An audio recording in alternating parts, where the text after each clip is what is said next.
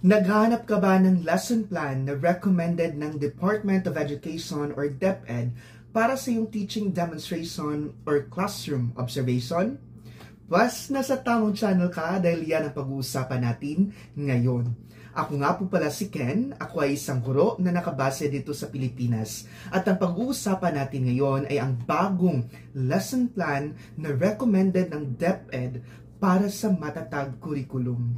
So ayan mga teachers, as what you can see, I am going to present to you the lesson plan I used in my class. I am handling grade 6 English. Ang lesson plan po na ito ay ang aking ginamit sa classroom observation noong 4th quarter. So, sa header part, kailangan po nating ilagay ang Republic of the Philippines, Department of Education, and sa region kung saan ka nabibilang, at saka ang division kung saan ka nag-a-apply or kung saan ka nabibilang. Kung alam mo rin kung ano ang distrito mo, pwede mo siyang ilagay sa ilalim ng iyong division.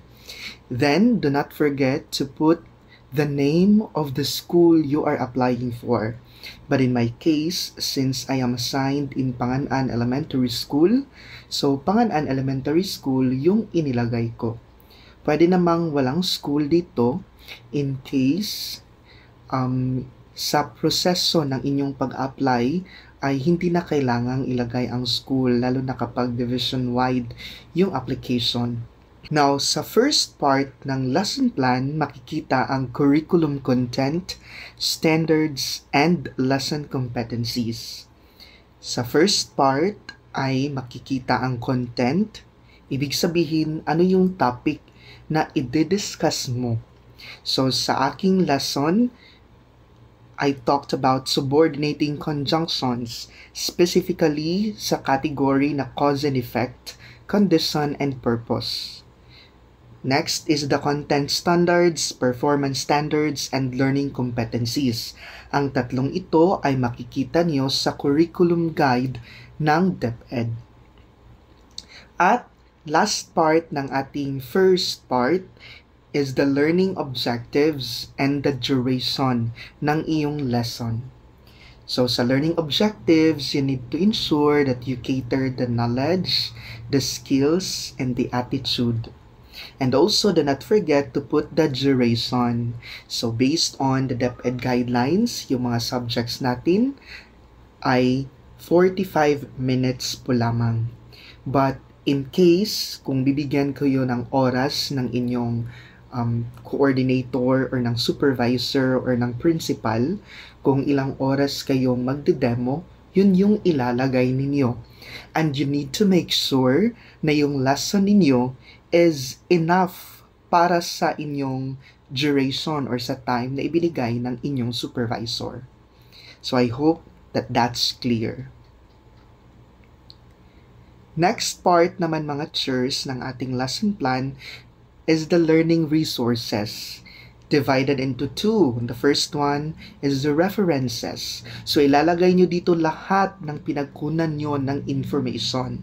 And the second one is the other learning resources. So lahat na magagamitin mo for your lesson. Kung makikita ninyo mga teachers, mayroon akong hinighlight dito ng mga words kasi ang lesson plan na ito ay yung i-present ko para sa aking portfolio. At the end of the school year kasi magbibigay kami ng portfolio, tapos i-highlight namin doon kung ano yung indicator na na-hit namin sa part ng lesson na iyan or sa part ng lesson plan namin. So in this case, I am integrating ICT. So yun yung indicator na hinit ko for this part of my lesson plan. Now, let's proceed with the next part of our lesson plan. The third part is all about the teaching and learning procedures. Ang teaching and learning procedures is divided into three parts. The first one is before or pre-lesson proper. Second part is during or lesson proper. And the last part is the post-lesson or after your lesson proper. So, yan yung tatlong parts. So, let's talk about first the before or pre-lesson proper. Sa pre-lesson proper, mayroon tayong activating prior knowledge. This is where you are going to connect the lesson to what students already know. Pwede kang magtanong, pwede kang magpalaro, or pwede kang magkaroon ng quick activity to recall the past lessons that you had. In my case, as you can see, dito sa aking activating prior knowledge, nagkaroon kami ng recall sa past lesson namin. So, ano yung past lesson namin? It's all about coordinating conjunction. Next, the second part, after ng activating prior knowledge, is the lesson purpose or intention. Sa lesson purpose or intention, you are going to state what students will learn and why does it matter. So, it helps set expectations and guide student focus para alam din ng mga estudyante kung ano bang tatalakayin ninyo sa araw na iyon or sa iyong teaching demonstration. Now, in my case, hindi ako kaagad nagbigay ng lesson objective or hindi ko ipinaalam kaagad sa mga estudyante. Nagbigay muna ako ng isang activity na integrated ang science. Okay, so what you can see here, mayroon siyang integration ng science at inilagay ko rin dito kung ano yung learning competency ng science na aking inintegrate sa part na ito. Then after this short activity, we checked the answers of the student and then I introduce the learning objectives. Katapos ito mga churs, dadako tayo sa next part which is the lesson language practice. At this part, you're going to introduce key vocabulary or sentence structures needed for the lesson. Okay? This is helpful especially in language-focused or content-integrated subjects, kagaya ng English or ng science. Okay? So, in my part, since ang aking topic is all about subordinating conjunction, ibinigay ko na ang mga subordinating conjunction na malalearn ng mga estudyante sa aking lesson para maging smooth na rin yung lesson namin mamaya. So, in this case, makikita niyo dito ang mga subordinating conjunctions na aking i-introduce sa mga estudyante para at this part pa lang, alam na nila ang meaning at saka yung function ng mga subordinating conjunction. But that is not yet the deeper discussion. Okay? So next. Now let's proceed to the during or lesson proper. Sa during or lesson proper, mayroon din tayong 3 parts. The first part is the reading the key idea or STEM. Ano ba ang ginagawa natin dito? At this part, we're going to present the main concept or the problem, kumbaga, to be learned or to be solved by the students. This could be a guiding question, a problem statement, or a key passage, or it could be your springboard. In my case, I have introduced a song in this part. Sa song na ito, i-discuss namin kung ano ba ang subordinating conjunction. And by the way, ang song na ito ay ginawa ko po mismo. Then, after that song, after listening to the song, I gave them questions based from the video na aking ibinigay. Ang mga tanong ay kagaya ng what is subordinating conjunction? What is the purpose of subordinating conjunction? What are the categories of subordinating conjunction? And what are some examples of subordinating conjunctions that you can find rather in the video? Okay? Next is the developing understanding of the key idea or STEM. This is where we guide the students through the activities, modeling, and discussion to build deeper understanding of the topic. This can include storytelling, more examples so that you can explain, and demonstrations or collaborative work.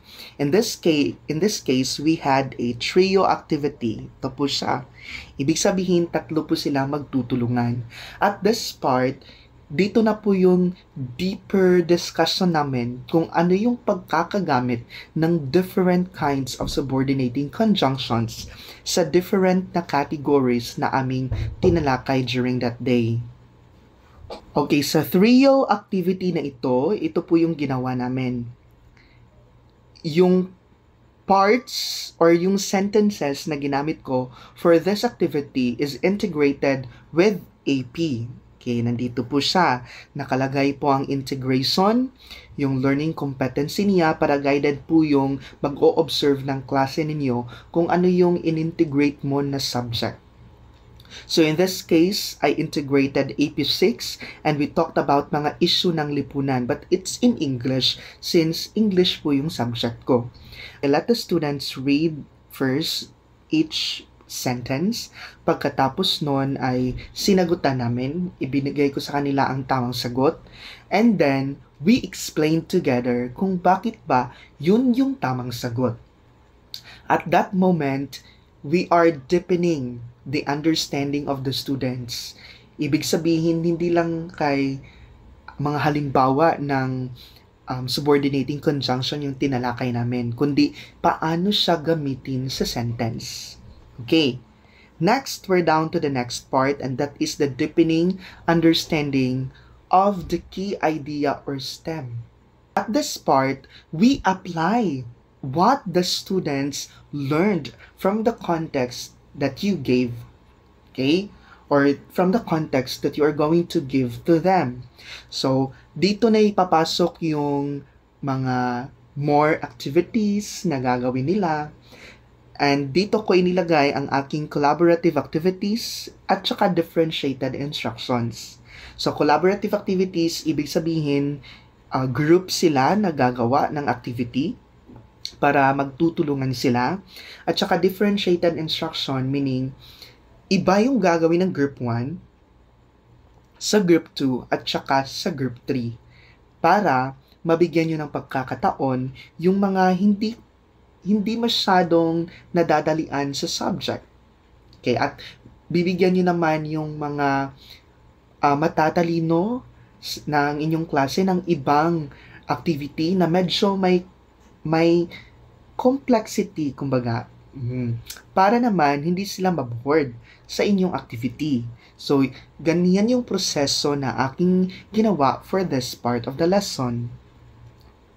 And again, as what you can see, mayroon ditong integration ng ICT, as what I have explained to you a while ago, at saka integration ng Health 6. So, ang mga topics na ibinigay ko, like ang mga article or mga sentences na ibinigay ko dito, ay tungkol sa ways to protect oneself from fraudulent health products. Para mayroon siyang integration. So, ito yung activity ng Group 1. Ang gagawin nila is choose the correct subordinating conjunction. Next, sa Group 2 naman is sentence construction. So, medyo mahirap-hirap na. At Activity 3 for Group 3 is they're just going to highlight the subordinating conjunction found in the selection below. So, mas easier yung sa kanila compared sa ibang groups. So, yan yung differentiated instruction. Mayroon din tayong makikitang activity number 4, which is only intended for students with special needs. Kasi may bagong rule or batas or policy si DepEd na dapat ang aming mga topics ay inclusive. Kahit na wala kaming mga students with special needs, kailangan pa rin ilagyan namin ang aming mga lesson ng mga parts na pwedeng mag-cater sa kanila. So, actually, ang part na ito ay hindi talaga nagawa sa aking klase, pero inilagay ko lang dyan para makita na ang aking lesson ay inclusive siya. And let's go to the last part of our lesson plan, which is the after or the post lesson proper. Sa after or post lesson proper, nandito ang making generalizations and abstraction. So at this part, it's just simple sharing. Tinanong ko lang ang aking mga estudyante kung ano ba ang importansya ng subordinating conjunction. Tsaka, evaluating learning. Nagbigay ako sa kanila ng activity number 4.3. Yan yung technique ko, mga teachers. Naglalagay ako ng numbers sa mga activities para guided rin yung mga estudyante ko kung pang ilan na ba itong activities na ibinigay ko sa kanila. Okay. Ako din na teacher, kapag nagre-record ako, mayroon din akong guide na pangatlong activity na ito, or pang-apat, pang-lima, and whatsoever.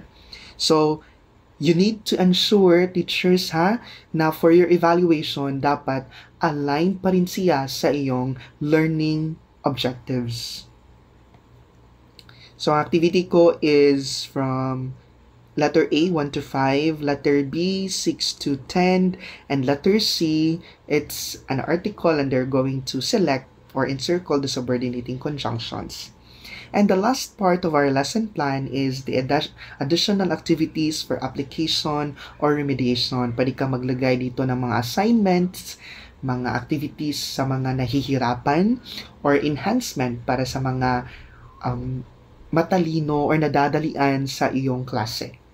At saka, do not forget to put your name as prepared by your name and your signature. By the way, teachers, I am going to share the copy of this lesson plan that I've shared with you doon sa aking Facebook page. Pumunta lang kayo sa Teacher Ken Shares at i-follow nyo na rin ako sa Facebook para naman mayroon akong mga karagdagang followers doon. At kung nagustuhan mo ang aking content, hopefully you are going to subscribe sa aking YouTube channel by clicking the subscribe button below. See you sa aking susunod pa ng mga videos. Maraming salamat.